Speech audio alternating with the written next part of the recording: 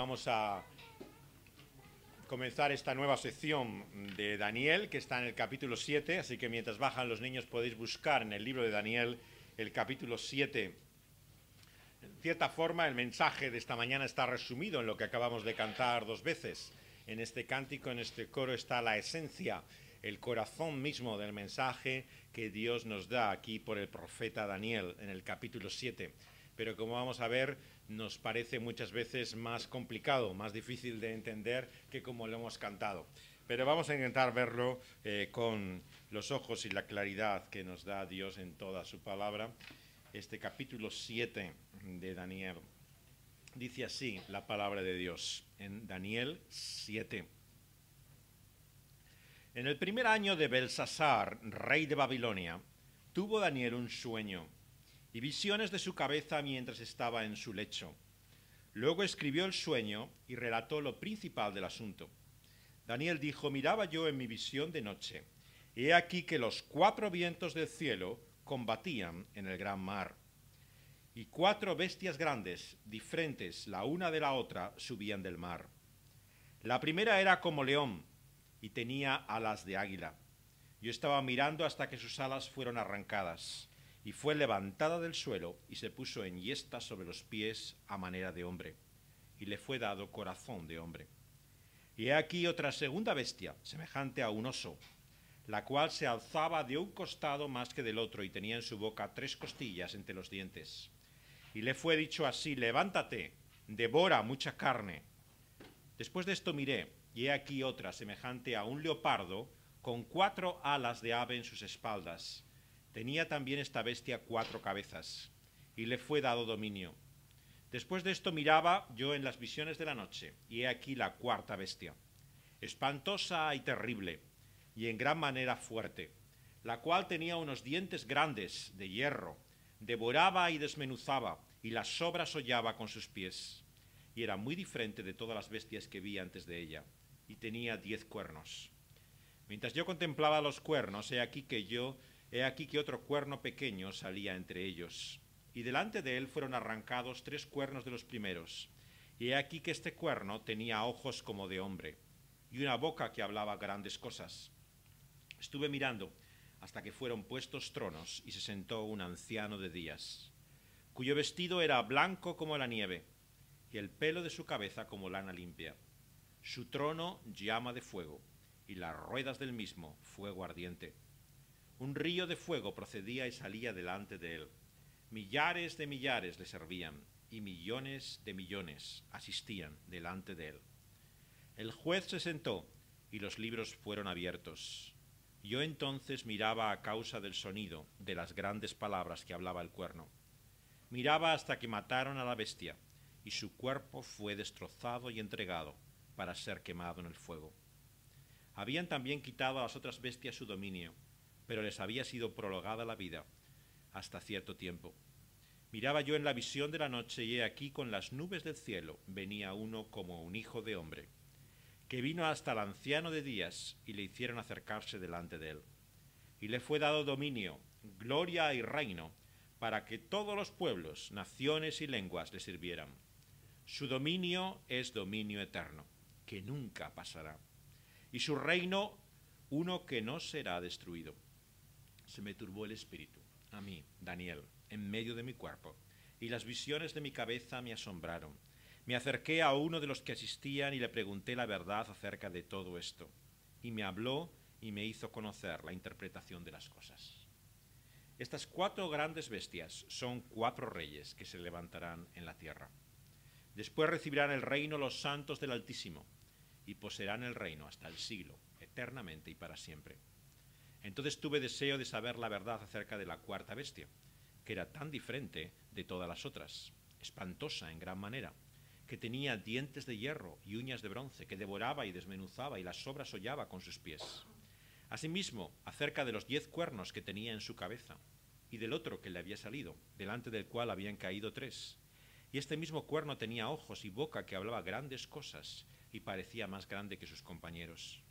Y veía yo que este cuerno hacía guerra contra los santos, y los vencía, hasta que vino el anciano de días, y se dio el juicio a los santos del Altísimo.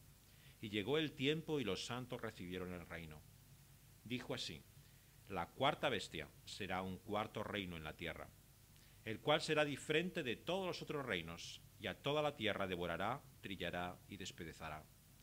Y los 10 cuernos significan que de aquel reino se levantarán 10 reyes. Y tras ellos se levantará otro, el cual será diferente de los primeros, y a 3 reyes derribará. Y hablará palabras contra el Altísimo, y a los santos del Altísimo quebrantará. Y pensará en cambiar los tiempos y la ley, y serán entregados en su mano hasta tiempo y tiempos y medio tiempo. Pero se sentará el juez, y le quitarán su dominio, para que sea destruido y arruinado hasta el fin. Y que el reino y el dominio y la majestad de los reinos debajo de todo el cielo sea dado al pueblo de los santos del Altísimo, cuyo reino es reino eterno, y todos los dominios les servirán y obedecerán. Aquí fue el fin de sus palabras. En cuanto a mí, Daniel, mis pensamientos me turbaron, y mi rostro se demudó, pero guardé el asunto en mi corazón. Hasta aquí la lectura de la palabra de Dios. Vamos a orar, vamos a hablar con Él. Oh Dios, venimos ante estas imágenes perplejos y confusos. Y, Señor, en tu palabra queremos encontrar la luz, la guía, la orientación para nuestra vida. Descubrir, Señor, el sentido de este mundo y su propósito, el fin al cual se encamina, y la realidad, Señor, que tú has preparado desde tu propósito eterno. Señor, te queremos pedir que podamos ver, Señor, el centro, el corazón de esa revelación, que no nos perdamos, Señor, en los detalles, sino que la visión de gloria sea el de aquel que está sentado en el trono y reina por los siglos. Que esa verdad que entendamos con nuestra mente sea también la que dé paz a nuestros corazones, la que domine nuestra vida, la que nos dé seguridad y confianza, la que nos lleve a adorarte y a servirte, Señor, como aquel que está reinando y gobernando por los siglos sobre el trono eterno. Señor, te lo pedimos en el nombre de aquel que es como hombre, que ha venido y ha recibido todo dominio y toda gloria. Cristo Jesús, en su nombre te lo suplicamos. Amén.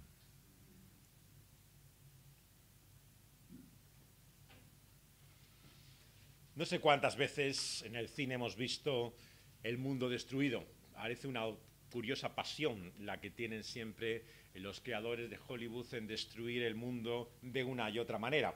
Y parece que nunca acaban de hacerlo. Sirven asteroides, alienígenas, explosiones, todo tipo de ingenios que el hombre imagina, parece que no acaban de destrozarlo.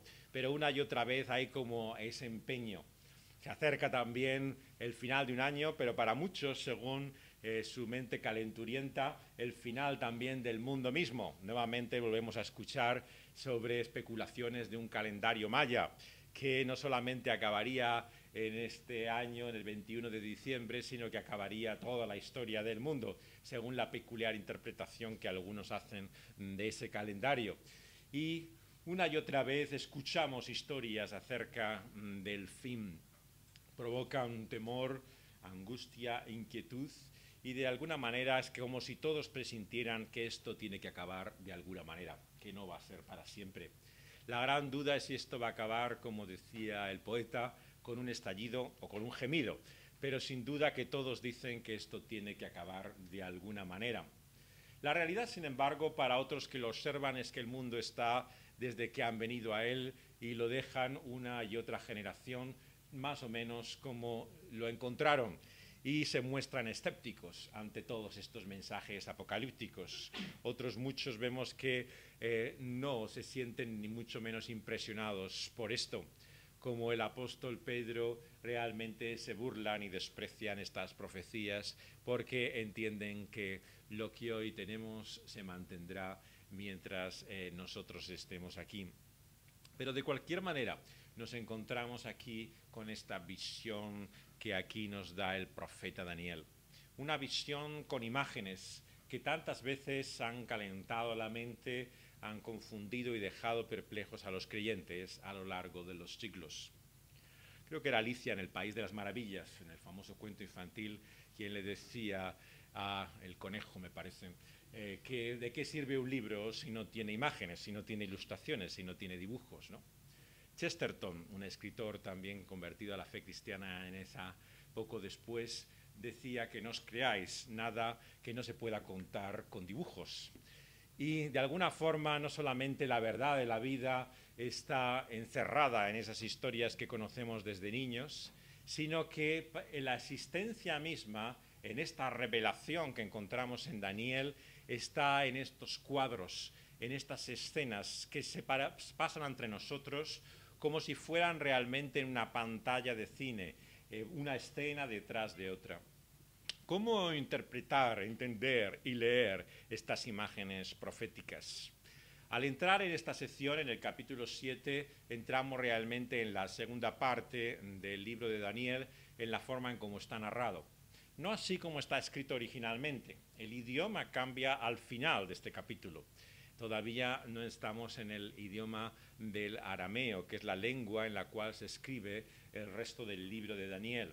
Se produce al final del capítulo, no coincide exactamente con este comienzo del capítulo, el cambio de la lengua. Pero sí que volvemos atrás, ya desde el primer versículo, a algo que habíamos visto mucho antes, a la historia del rey Belsasar y el poder y dominio del imperio babilónico. Donde lo habíamos dejado en el domingo pasado, estábamos ya habiendo sucedido ese imperio otro poder, el poder que viene a continuación de los medos y los persas. Pero ahora volvemos atrás y en cierta forma volvemos casi al capítulo 2, a la visión de Nabucodonosor. Hay una relación directa entre el sueño de Nabucodonosor y la visión de aquí en Daniel capítulo 7. Vemos que hay una analogía entre no solamente las cifras de lo que ve Nabucodonosor, sino también la visión que aquí se da. Pero no solamente dentro del libro de Daniel, sino Apocalipsis mismo, al final de nuestras Biblias, nos da una imagen semejante también en su revelación el apóstol Juan. Encontramos toda una serie de analogías, de correspondencias entre esta visión y lo que aquí encontramos. ¿Qué es lo que tenemos que tener en cuenta al acercarnos a ella? En primer lugar, que como hemos dicho, son imágenes, son ilustraciones. Entonces, el error que muchos creyentes hacen es intentar descifrar, interpretar cada uno de los detalles de estas historias como si de lo que se tratara realmente fuera de una correspondencia simbólica, críptica, esotérica, entre cada detalle y algo de lo que ha de ocurrir en el fin de los tiempos. Esta no es la manera correcta de leer estas visiones proféticas. Estamos, por ponerlo otra imagen, como en una parábola. Igual que en una parábola, pensar en la más conocida del Señor Jesucristo, la del Padre y de los dos hijos, ¿no? Sería una enorme necedad que para analizar la historia mal llamada del hijo pródigo, lo que nos dedicáramos es a describir qué significa el anillo, qué significa el manto, el animal que es sacrificado en la fiesta cuando finalmente es recibido el hijo perdido, y de esta manera, como se suele decir, nos perdiéramos con los árboles en medio del bosque. Sería una enorme necedad con cualquier parábola quedarse en los detalles, ¿no?, y lo que son verdaderamente elementos secundarios y no percibir el centro de esta visión gloriosa. La pregunta primera que tenemos que hacernos al acercarnos a este relato es cuál es el centro, cuál es la imagen realmente que domina toda esta visión del profeta Daniel. Y vemos que son temas que aparecen a lo largo ya de todo este libro que hemos estado viendo. El primero de ellos es bien claro. Hay un conflicto, hay una lucha invisible en el mundo espiritual en torno nuestro. El apóstol Pablo lo escribe así a los Efesios, diciendo que estamos en medio de un conflicto, de una lucha, de una guerra entre potestades y poderes espirituales. Por lo tanto, la visión que aquí nos muestra es la realidad que hay por detrás de todo lo que vemos y conocemos, que es una realidad de conflicto, de guerra, de lucha. Y las criaturas que aquí aparecen lo hacen en medio de un mar. El mar que encontramos aquí, sobre el cual soplan estos vientos del versículo 2, es el mar de confusión en el cual encontramos a lo largo de toda la Biblia el temor principal de los judíos. La razón por la que en Apocalipsis no hay mar no es porque los judíos fueran gente de montaña y les molestara la playa o la costa, sino que identificaban el agua y el mar con un lugar de confusión, de amenaza, de miedo. Por lo tanto, lo que aquí encontramos es la realidad de la historia misma, de la vida misma. No es cierto para cualquiera que se acerque al mundo y a la historia que no es fácil entender su sentido ni propósito. Todo parece lleno de confusión. Es un mundo en el cual todo está en movimiento, en agitación. Hay poderes que aparecen, se levantan y otros que desaparecen. Y esta es la historia de la humanidad. Como cualquiera que la haya aprendido en la escuela, reyes van y reyes vienen. Esta es la historia generación tras generación en la vida de los hombres. Y esto es lo que Dios le muestra aquí a Daniel por medio de estas 4 criaturas, seres que se identifican como animales al principio. Sabemos que en la historia es habitual que muchos poderes o imperios se simbolizaran con un animal.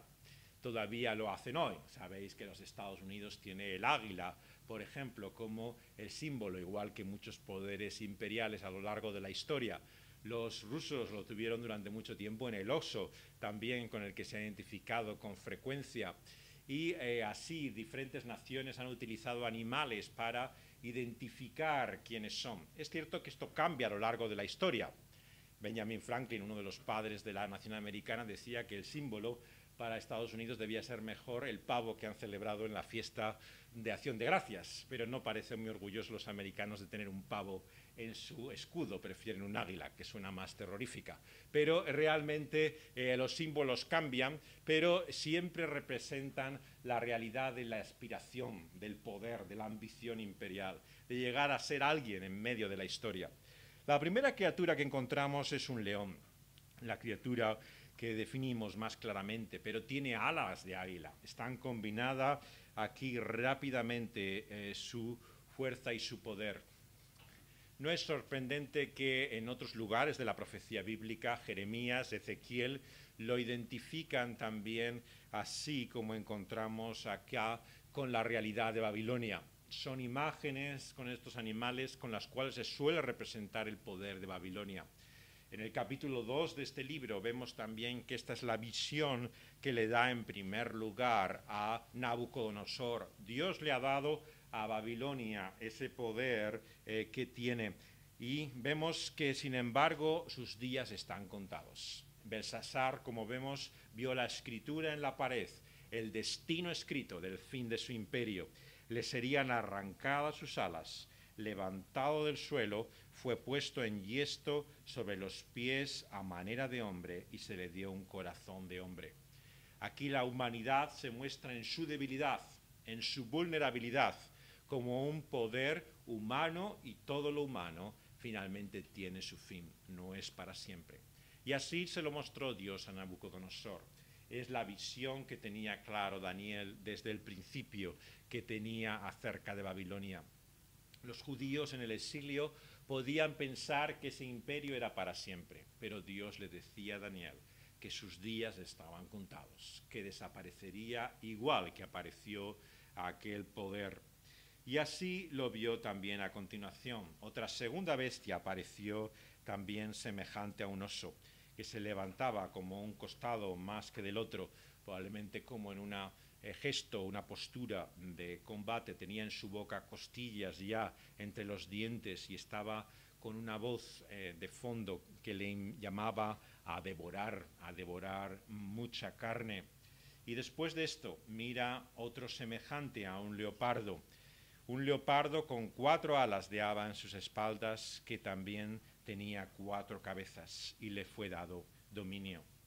Y la cuarta criatura, que vemos en el versículo 7, es algo diferente a las demás. Se nos muestra como espantosa, como terrible. No se enfatiza aquí lo limitado de su poder, su sentido realmente de fragilidad, sino que se habla de ello como algo feroz y amenazante, dientes grandes de hierro que devoraban y desmenuzaban. que las sobras hollaban con sus pies. Daniel, como nosotros, tiene la primera sensación que tenemos de identificar estas criaturas. ¿Quiénes son estos poderes? Claro, él sabía, por lo que conocía ya de Dios, que Babilonia se identificaba con ese poder. Pero ¿cuáles son las otras criaturas que vienen a continuación? Es interesante que cuando vemos que el texto mismo del capítulo nos da la interpretación, nos dice que estas criaturas son, versículo 17, 4 reyes que se levantan de la tierra. Así tenemos que interpretar estos seres que aparecen de en medio de las aguas, pero no se nos dice sus nombres. Ni para Daniel ni para nosotros es importante saber el nombre de estos reyes.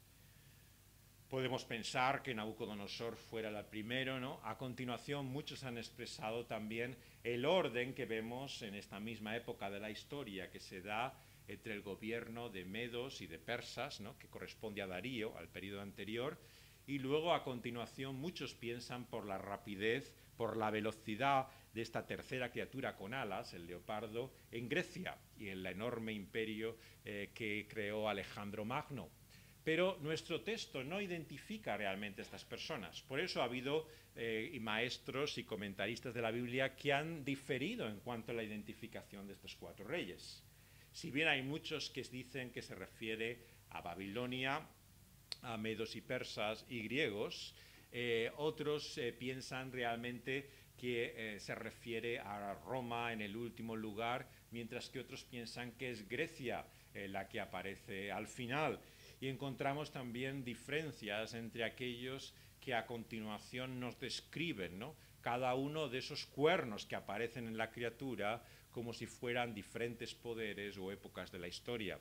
Algunos hablan del Imperio Romano que llega hasta los días de Cristo, pero otros te hablan de un Imperio Romano que se revive, que vuelve a aparecer, y hay como un reinado entre medio de un milenio antes del finalmente el reino final de Cristo, ¿no? Muchos han identificado cada uno de estos reyes y soberanos, sobre todo el último de esos cuernos, de muchas diferentes maneras. Han utilizado para eso la realidad de muchos dictadores, de soberanos, reyes, gente conocida por su crueldad y su poder a lo largo de la historia. Y la lista sería interminable. ¿Qué es lo importante, por lo tanto, a tener en cuenta según nos acercamos a este texto? No la identificación exacta de cuál es la persona a la que se refiere. En primer lugar, porque si os fijáis, aquí estamos ante cifras que suenan tremendamente simbólicas. Tanto en Apocalipsis como en Daniel, las cifras que aquí se manejan son cifras que generan generalmente la idea de plenitud, de algo completo, o de en parte, parcialmente, pero que tienen un enorme sentido simbólico a lo largo de la Biblia. Empezamos por las 4 direcciones en las cuales los vientos soplan del versículo 2. No es casualidad que igual que se identifica a esos 4 vientos que soplan en la tierra sobre ese mar, son 4 las criaturas que encontramos a continuación. Estamos hablando, por lo tanto, en un lenguaje que tiene un enorme sentido simbólico. Por lo cual no es tan descabellado como muchos cristianos piensan pensar que realmente aquí lo importante no es el número y la identificación, sino la realidad que estas criaturas nos muestran. ¿Qué es lo que nos muestran? Como decíamos, que hay un conflicto y un conflicto continuo. ¿Qué es lo que tiene Daniel que entender? Daniel tiene que entender que aunque vuelvan del exilio a la tierra que Dios les ha prometido, el conflicto no acabará. Aquellos que han soñado con un reino milenial en el cual finalmente los problemas desaparezcan y Dios tenga el control y ya no haya oposición o dificultad, se engañan a sí mismos. Hasta que el Señor reine finalmente en ese reinado eterno, habrá oposición de un poder tras otro contra el reino de Dios. Esto es lo que Dios quiere mostrarle a Daniel. Lo importante no es la identidad de esos reyes, cuál es el carácter o la nacionalidad de esos imperios. Lo importante es que continuará un poder tras otro enfrentándose al reino de Dios. El cristiano, por lo tanto, no tiene que ser ingenuo, sino realista. Reconocer que aunque ahora tenemos un gran problema, vendrán otros. Cada generación se enfrenta ante la oposición del reino de Dios que lucha contra los reinos de este mundo. Y poderes e imperios vendrán, y ninguno es para siempre. Daniel nos lo recuerda desde el principio, la visión de Dios a Nabucodonosor. Después de este poder vendrá otro, y vendrá otro, y vendrá otro. Y así tenemos que ver los reinos de este mundo. Son reinos que se suceden uno y otro, predeciblemente, con su misma ambición y hambre de poder, pero igual que comienzan, también acabarán. ¿Qué es lo siguiente que tenemos que tener en cuenta de esta visión? Que a continuación de ver a esta criatura, que parece, fijaos, casi todopoderosa, no se habla de sus limitaciones, la cuarta criatura con sus dientes de hierro devora, desmenuza, holla con sus pies, ¿no? Se nos da un cuadro de ferocidad, se nos dice que mientras contemplaba los cuernos que tenía esta criatura, aparece uno pequeño que sale de él, arranca otros tres y tiene ojos de hombre. Nos muestra su humanidad y una boca con la cual habla grandes cosas. Esta es la realidad en la cual se encuentra el reino de Dios hasta el final. Pero entonces aparece esta visión gloriosa, a continuación. Estando mirando, ve tronos, y sentado un anciano de días, cuyo vestido era blanco como la nieve, y el pelo de su cabeza como lana limpia. Su trono como llama de fuego, y las ruedas del mismo, fuego ardiente, que venía también de su trono. Y millares le servían, millones asistían a él como juez sentado, y los libros de la vida abiertos. La visión, en segundo lugar, que nos muestra Daniel, no solamente nos dice que los reinos de este mundo continuarán uno tras otro en oposición al reino de Dios, sino que nos dice que el anciano de días, el eterno, gobierna por los siglos por encima de todos ellos. La imagen que aquí ve a continuación Daniel es la imagen del trono celestial. El Señor que está sentado aparece como el Eterno. Fijaos bien la primera característica del que reina. La primera característica es que es el anciano de días. Él es el Eterno, el que está siempre ahí. Los demás hoy están y mañana nadie sabrá de ellos. Se perderán sus nombres en los libros de la historia. Pero el Eterno es el que reina para siempre. Se sienta y vemos que su vestido es blanco como la nieve, su pelo es como lana limpia. Todo ello nos habla de su pureza, de su limpieza, de su perfección. Fijaos bien que todo poder que se obtiene en este mundo es a causa de la injusticia. No seamos ingenuos, ningún imperio se ha establecido sobre la faz del mundo, sino es sobre la base de la iniquidad de los hombres. Para llegar al poder, para mantenerse en él y para acabar y dominar a los otros pueblos, hace falta mucha injusticia. Todo poder que en el mundo ha existido ha tenido siempre a su lado la realidad terrible que corrompe al ser humano y muestra que el poder absoluto corrompe absolutamente. Y por lo tanto, frente a ese poder corrupto está el trono eterno de Dios, que es santo, que es perfecto, que es limpio, que no ha comprometido su justicia, sino que con su santidad y justicia gobierna para siempre. Hay una tercera característica que vemos aquí también en ese reino eterno. Junto a su eternidad encontramos la realidad de su perfección, pero también, fijaos bien, la realidad de su justicia. Eso es lo que aparece aquí como el fuego. El fuego que aquí aparece se relaciona siempre en la Escritura con la justicia. La justicia es siempre como ese elemento ardiente que abrasa, que es como un fuego que acaba con todo lo que hay en ella. Desde que el hombre vive al este del Edén, lejos del paraíso, vemos esa criatura angélica también que está impidiendo su entrada con esa espada ardiendo. Esa imagen siempre de la justicia que no solamente se muestra en la espada, sino en el fuego, nos habla de la realidad no solamente de su poder, sino de esa justicia que finalmente triunfará. El que reina por los siglos, vemos que no solamente es santo y perfecto, sino que es justo. Su justicia tiene la última palabra.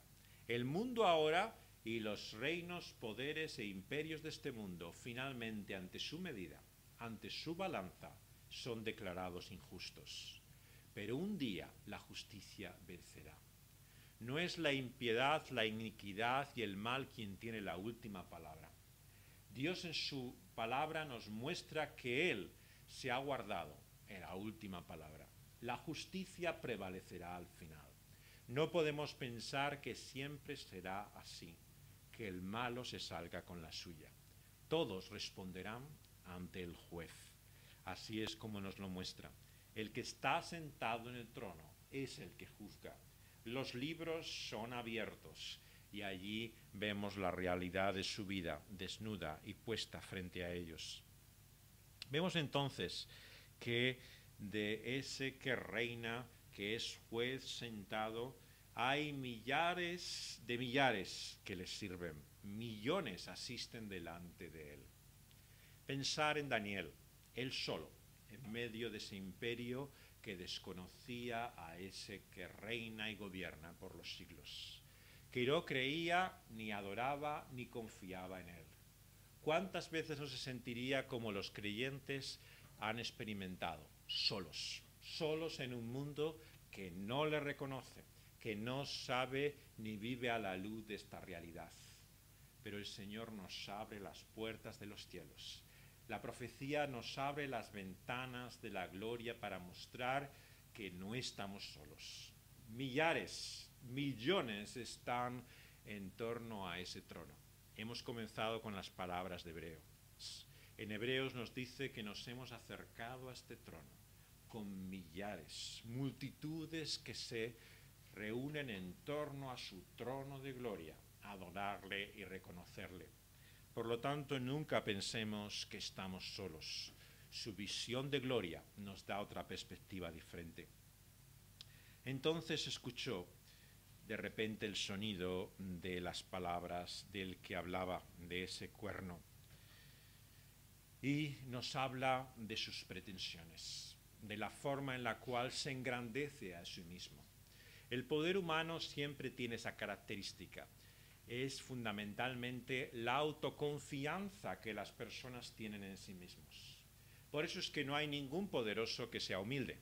Es una contradicción en términos. Todos aquellos que tienen poder, por definición, para mantener ese poder, tienen que despertar confianza. La certeza y seguridad de que ellos tienen todo el control para siempre. Es como si por un momento pensaran que si dejaran realmente de reconocer con sus palabras el poder que tienen, se vendría todo abajo, se desmenuzaría. Se levantan, por lo tanto, con orgullo, con soberbia sobre el resto de los hombres, pretendiendo su poder. Las grandes palabras que habla ese cuerno final que queda, nos vemos que contrastan con la muerte que trae esa bestia, el cuerpo destrozado, entregado para ser quemado en el fuego, de esa misma criatura con la cual se identifica al cuerno, porque se trata de un ser humano. Sus últimas palabras, aunque sean de autoengrandecimiento, son el anuncio de su propio final. Este es el cuadro y la transición que hace Daniel en su visión. Del poder de los hombres, de su dominio, ve la gloria de Dios reinando y a continuación ve que esas grandes palabras son eso, palabras. Tiene sus días contados. Será muerto y su cuerpo destrozado. Habiendo quitado a otras bestias su dominio, versículo 12, vemos que le habrá sido prolongado hasta cierto tiempo. Es interesante esta medida del tiempo en Daniel, ¿verdad? O sea, nos habla de la realidad de la vida misma. A veces parece que el poder de este mundo es para siempre. Y cuando parece que se va a acabar, todavía continúa, ¿no? Nuestros hermanos cubanos saben mucho de esto, de los dictadores que parece que no se mueren nunca, ¿no? Y realmente así ha ocurrido con todos los poderes que ha habido en la tierra, ¿no? Parece que son para siempre, ¿no? No tienen final, ¿no? Cuando parece que sus días están contados, se ponen enfermos, parece que todo es el final, siempre parecen como que resurgen, ¿no? Y esta medida de los tiempos es la que ve Daniel aquí, ¿no? Siempre parece que va a acabar su tiempo y luego vuelve otra vez, ¿no? Y siempre hay como esa prolongación, ¿no?, última antes del final. Es el anuncio de su final inminente, de que acabará también el poder de este último monarca, de este último poder último. Es la figura que en Tesalonicenses hemos leído como el anticristo. Sobre el anticristo, Juan nos dice que hay un anticristo en singular y hay muchos anticristos también en minúsculas, ¿no? Por lo tanto, cuando hablamos en la Biblia de anticristos, hablamos de una diferente figura en los diferentes pasajes de la Biblia. Son diferentes poderes que se enfrentan a la Biblia, pero también hay un poder último, ¿no?, que se identifica como anticristo en singular. Tradicionalmente este es el que se interpreta siempre en este texto de Daniel como el cuerno último, el que queda. Sería ese anticristo último que se enfrenta al reino de Dios. Pero a continuación, fijaos bien, que la imagen se vuelve otra vez a trasladar en la visión de la noche a las nubes del cielo. Versículo 13. Y el que viene de las nubes es como un hijo del hombre, que viene hasta el anciano de días.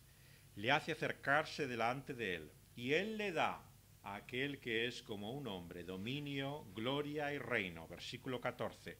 Para que todos los pueblos, dominios, naciones y lenguas le sirvan. Su dominio será un dominio eterno, que nunca pasará, y su reino no será destruido. ¿Qué es la tercera realidad entonces que vemos aquí en nuestro texto, en la visión profética? Que el que reina por los siglos, el eterno por encima de los poderes y dominios, ha dado todo poder, autoridad y dominio a aquel que es como un hombre. Fijaos bien cómo Dios cumple así su propósito eterno en torno a esa humanidad que la ha creado. Cuando Dios hace a aquel primer hombre, Adán, le da toda potestad, toda capacidad sobre la creación. Pero él vemos que actúa no reconociendo a Dios, sino escuchando a la serpiente. De esta manera se aleja de Dios y desconfía de él.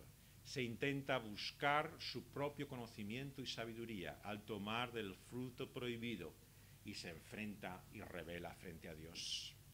El ser humano, por lo tanto, sigue intentando obtener control y dominio, pero ya no busca servir a Dios y reconocerle a Él. Lo que tiene es sencillamente la ambición, el poder y la crueldad que vemos a continuación. Pero Dios cumple su propósito con un nuevo Adán, un nuevo hombre. Este nuevo hombre es el que Dios nos revela en Cristo Jesús. Nos acercamos una vez más a Navidad, al final de un nuevo año. Y recordamos, como siempre que llega a estas fechas, que Dios nos ha mostrado la buena noticia de que el reino, el poder y el dominio ha sido dado a un hombre. Aquel que siendo rey, que teniendo poder y gloria en toda majestad, vino como un hombre a servir. No para ser servido, sino para servir, dice el Evangelio de Marcos. Así es la grandeza y el poder de Dios frente a la grandeza y el poder de los hombres. El poder de los hombres, como aquel último cuerno, se llenará siempre de grandes palabras. Siempre estará satisfecho y encantado de conocerse a sí mismo. Pero Dios, el que reina por los siglos, será en humildad siervo. Siervo como hombre que morirá en aquella cruz. Levantado de los muertos, será exaltado a los cielos y en la gloria reinará como Dios, hombre. Por lo tanto, fijaos bien que el propósito de Dios no es solamente reinar para siempre, sino que el que gobierne por toda la eternidad sea Dios hecho hombre. Fijaos bien cómo el diablo no tiene la última palabra. El mal no frustra el propósito de Dios, lo que Dios tenía pensado en torno al hombre. Ese nuevo hombre, Cristo Jesús, lo logra. Y con él, fijaos bien en el lenguaje de esta visión, se mezcla la persona de ese nuevo hombre con el pueblo de Dios. Los santos del Altísimo, versículo 18, aparecen de forma tal que casi se confunden con aquel que es como el Hijo del Hombre. A veces parece que habla de ese que es el Hijo del Hombre y otras veces habla de los santos del Altísimo como si fueran la misma persona, uno y diferentes. ¿Cómo es esto posible? Porque la victoria de ese nuevo hombre, Cristo Jesús, es también la conquista que da la liberación a un nuevo pueblo.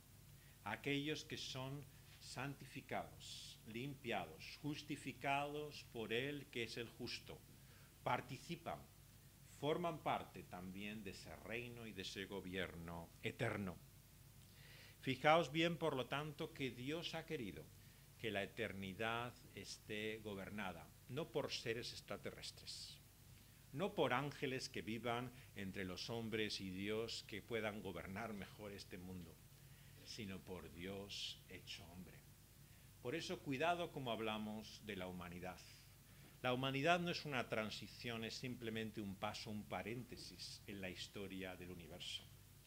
Cuando Dios en la creación se propone hacer el ser humano, tiene un propósito eterno detrás de esa creación, al cual no puede ser frustrado, ni por el mal ni por el diablo. Dios lo llevará a cabo por medio de Cristo Jesús. Lo que ocurre es que su poder y su dominio no vence ni triunfa como los poderes y dominios de este mundo. Fijaos que es por su muerte que el Señor es exaltado y glorificado. Es por su sacrificio que Él es reconocido y proclamado como Rey. Es por su entrega hasta la muerte que Dios le ha puesto sobre todo nombre. Y cuando dejó esta tierra, cuando se reúne con los discípulos al ascender a los cielos, ¿qué es lo que dice al final del Evangelio? Todo poder, autoridad me ha sido dada en el cielo y en la tierra, dice el Señor Jesucristo.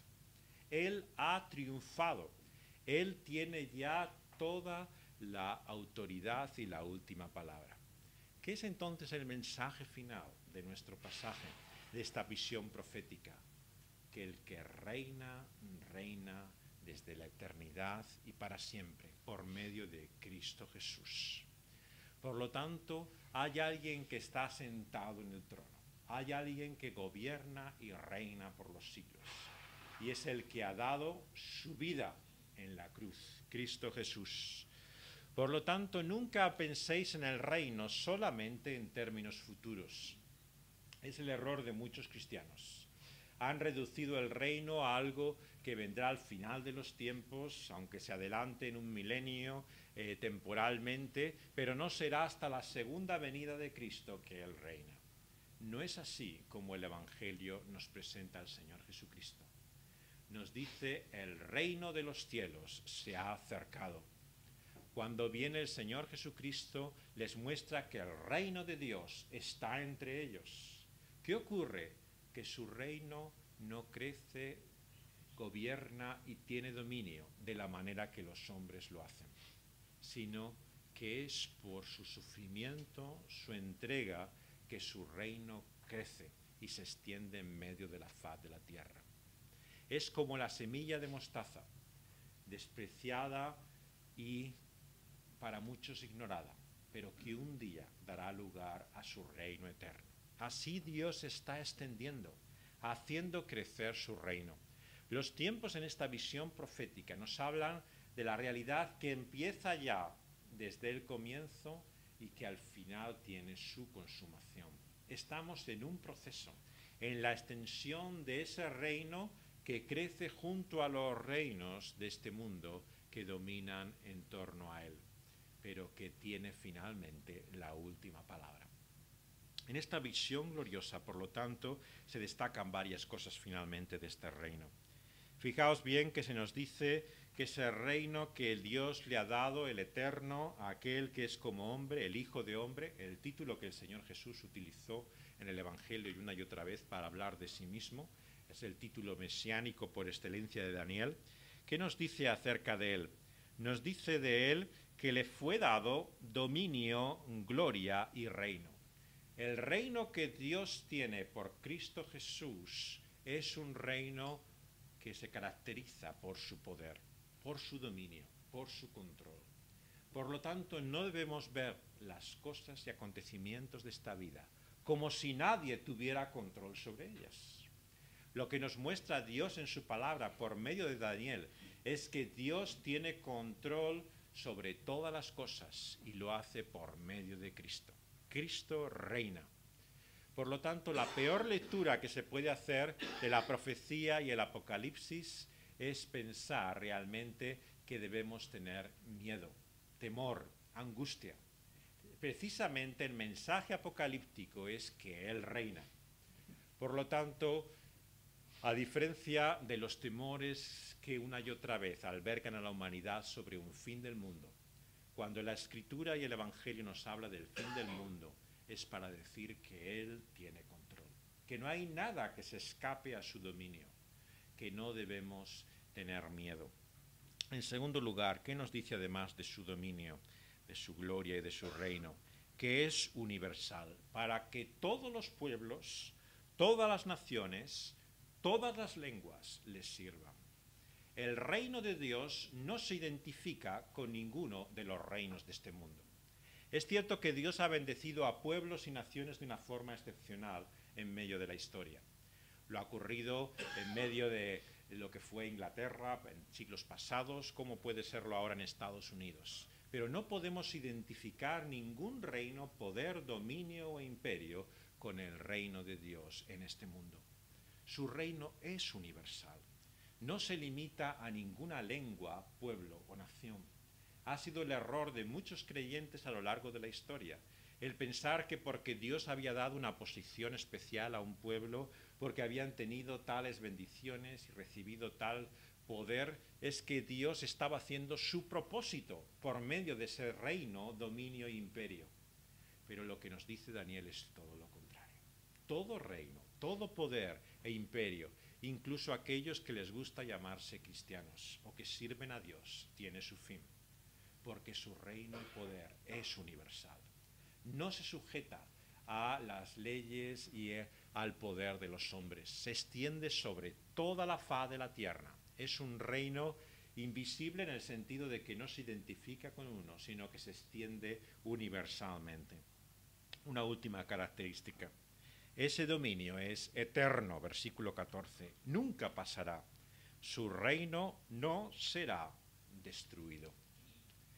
Fijaos bien que este es el mensaje que nos quiere dejar aquí Dios con su palabra. En esta vida todo tiene fin. Es lo que constatamos una y otra vez. El tiempo pasa, se nos escurre de las manos. Para cuando nos damos cuenta, nos hacemos mayores y nos asombramos una y otra vez cómo pasa el tiempo. Pero el cristiano es el que ha entrado en el reino eterno de Dios. Un reino que no tiene fin, a diferencia de lo que vemos en esta vida y en este mundo. Por lo tanto, nos llama a poner nuestros ojos en el eterno, a mirar la realidad temporal a la luz de la eternidad que Dios nos muestra en su reino y en su dominio. Y es así como debemos ver todas las cosas, en esa perspectiva eterna que todo lo cambia. Daniel, turbado, dominado por esta visión, asombrado, no encontraba paz y quería una interpretación. Como muchos de nosotros, quería identificar cuáles son esas grandes bestias, esos reinos que hay. Pero lo que recibe aquí como clave e interpretación son estas realidades últimas.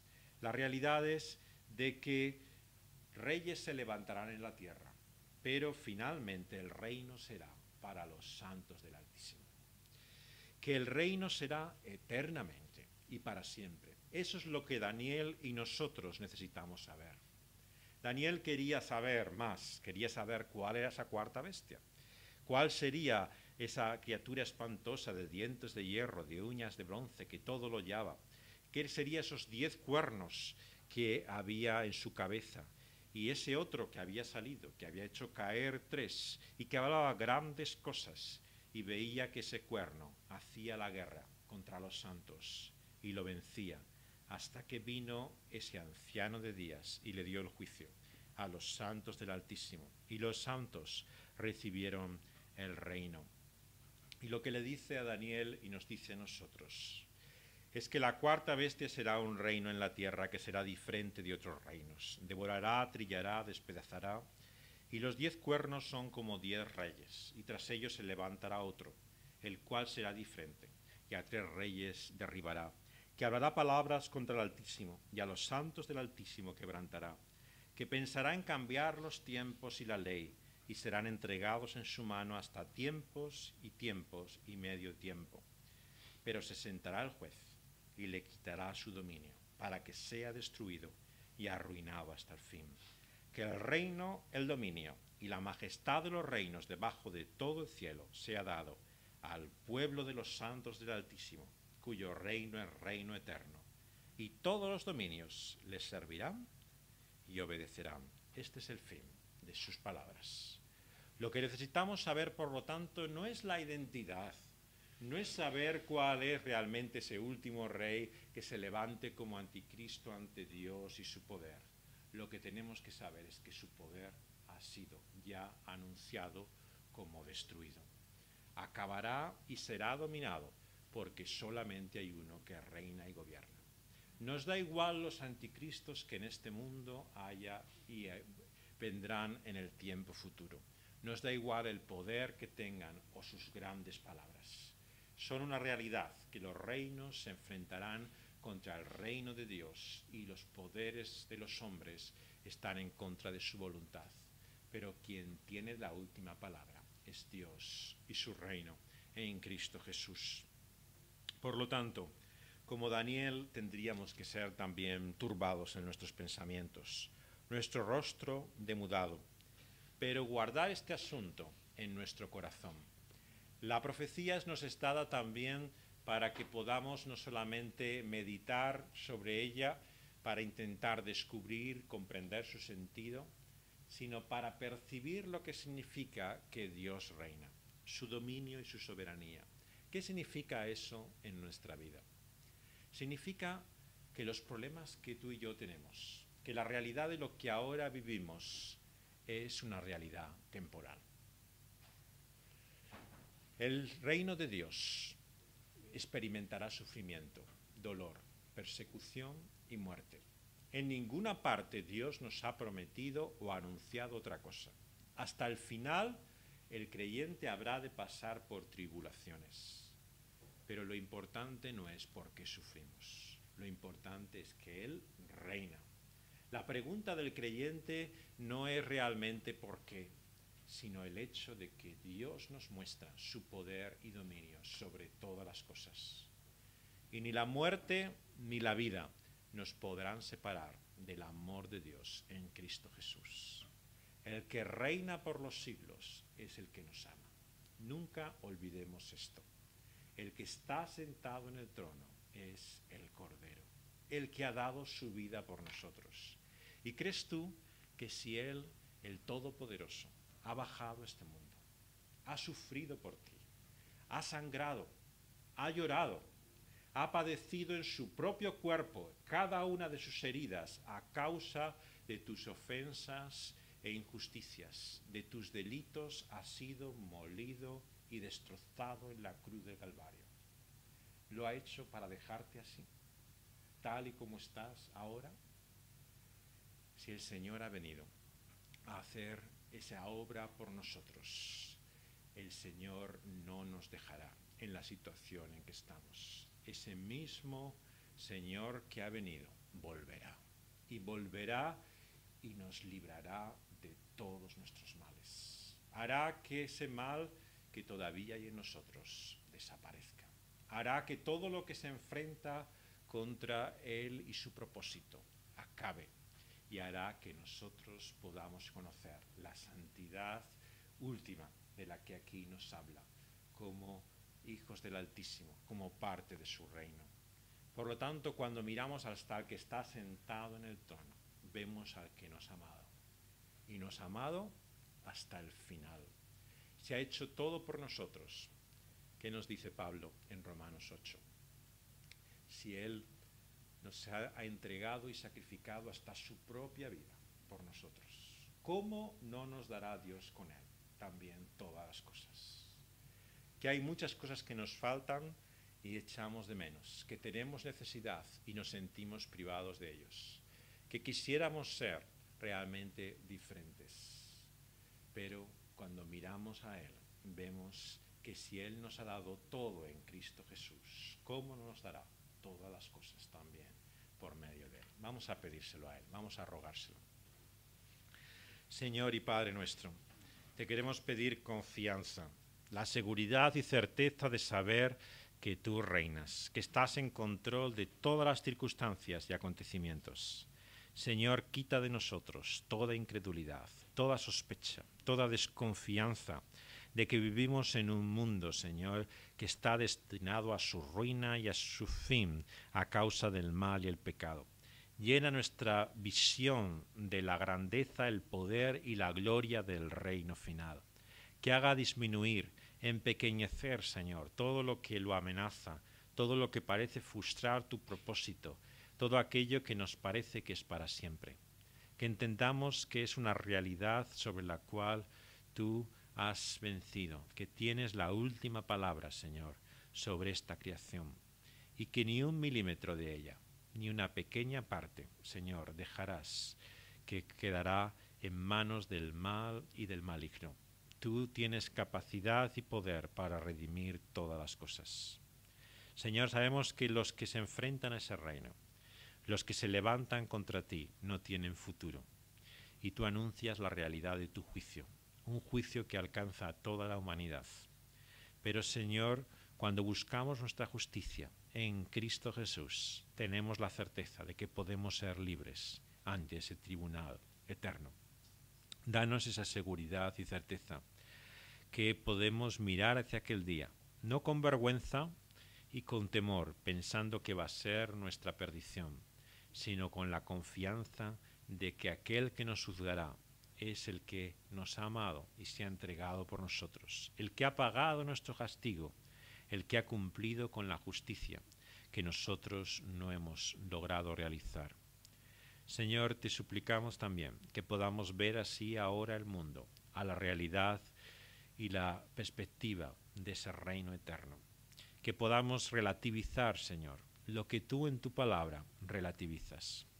Que no veamos, Señor, los poderes que hay en este mundo como si fueran para siempre. Que comprendamos, Señor, que estamos en medio de una realidad temporal y que solamente tu reino es eterno.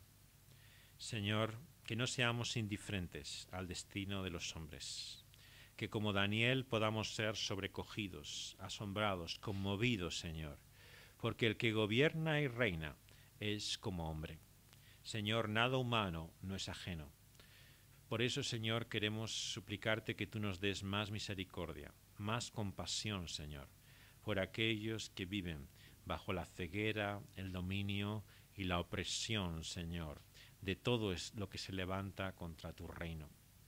Señor, ayúdanos a buscar como tú, Señor, la redención y liberación de los cautivos, a que muchos sean trasladados del reino de las tinieblas al reino de la luz. A buscar, Señor, que esa multitud y muchedumbre, Señor, que en la gloria está en torno a ese trono, aumente y crezca. Que podamos, Señor, tener esa visión gloriosa, Señor, de ese reino triunfante y ser nosotros mismos, Señor, parte de ese tu reino. Utilízanos tú, Señor, como mensajeros y anunciadores de ese reino, como ciudadanos y militantes de él, Señor, que luchan y buscan, Señor, también crecer y extender ese reino. Y ayúdanos a entender, Señor, que un día deberemos reinar también con Cristo Jesús, que hemos recibido privilegios, Señor, y dones que exceden nuestra mente e imaginación. ¿Qué será, Señor, poder gobernar con el Rey de Reyes? No podemos ni imaginarlo, ni entenderlo, Señor, pero este es el propósito por el cual tú nos has hecho. Por eso, Señor, te pedimos que nos cambies, que nos transformes y santifiques, que nos hagas, Señor, mensajeros, instrumentos, ciudadanos de tu reino. que veamos nuestro sufrimiento no como una señal de nuestra perdición, sino como un testimonio de que somos hijos del Rey, de que el reino es nuestro, de que cada vez que padecemos a causa de tu nombre, lo hacemos, Señor, porque estamos en medio de ese tu propósito, en camino a ese reino eterno. Señor, te lo suplicamos en medio de este mundo y sufrimiento, en el nombre de Cristo Jesús, que padeció, pero reina por los siglos de los siglos. Amén.